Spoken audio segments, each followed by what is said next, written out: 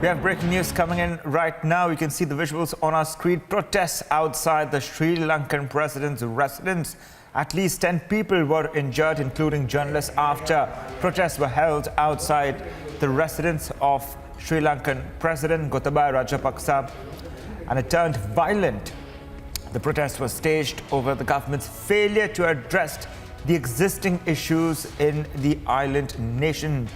In the past few weeks, we had seen how the economic crisis unfolded in Sri Lanka and how there has been a virtual collapse of the economy in Sri Lanka. The petrol prices have increased. There have been protests over the shortage of currency in Sri Lanka.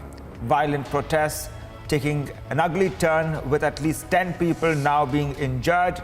Some of them including journalists as well, who were holding protests, what we're learning right now, outside the president's residence in Sri Lanka. These protests had turned violent, visuals of which you can see on your screen, that the people are angry at this point in time.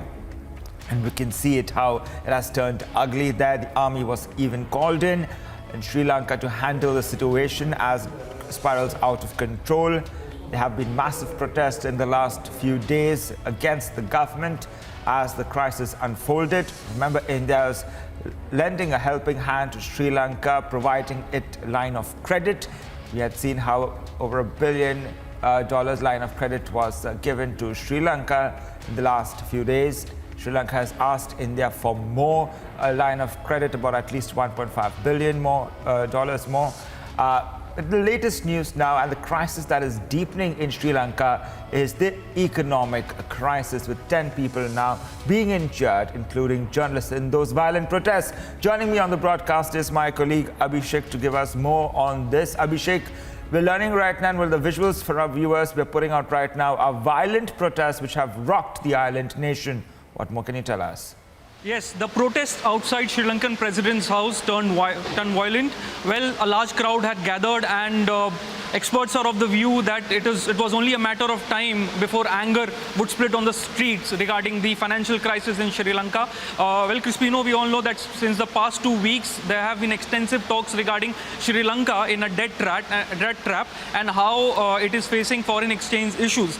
Now the anger has come on the streets, and people in fact got violent in their protests outside the Sri Lankan president's house.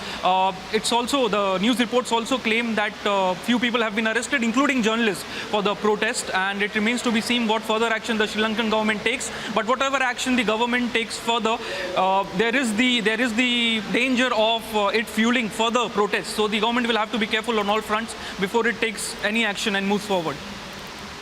Thank you so much for joining us in the broadcast. We continue tracking the latest in Sri Lanka.